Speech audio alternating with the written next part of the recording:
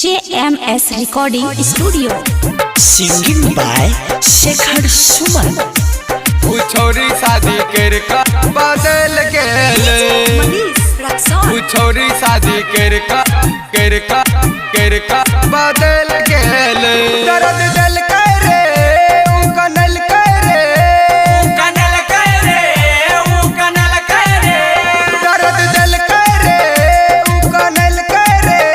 भाई दिल बास हमरा निकल गेले छोरी शादी करका बदल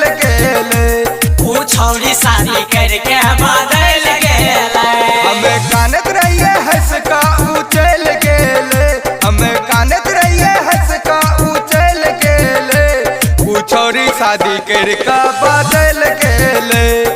छोरी शादी करके बदल गेले JMS Recording Studio. छोरी शादी करके बदल गेले हमें कानत रहिए हंस का उछल गेले छोरी शादी करके बदल झूठे खिड़िया उखल करे झूठ फुस बतियल करे संग जिए मरे के कसम पल में तोड़ी दिल करे पल में तोड़ी दिल करे झूठे खिड़िया उखल करे झूठ फुस बतियल करे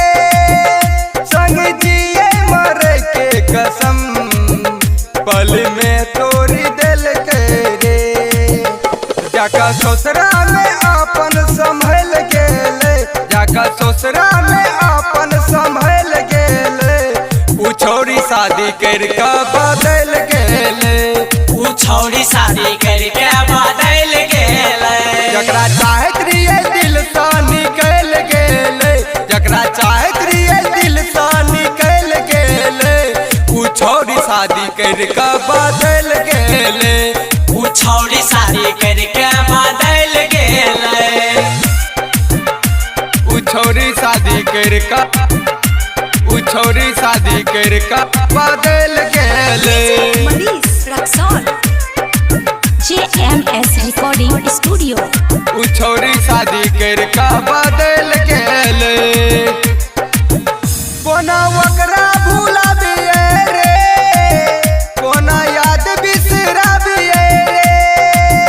उता देखबो न करे छे कोना दर्द सुना दिए रे कोना दर्द सुना दिए रे कोना वकरा भूला दिए रे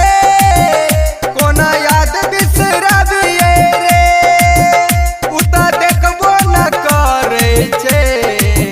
कोना दर्द सुना दिए रे रहे शेखर के रवि संग चल गेले रहे शेखर के रवि संग चल गेले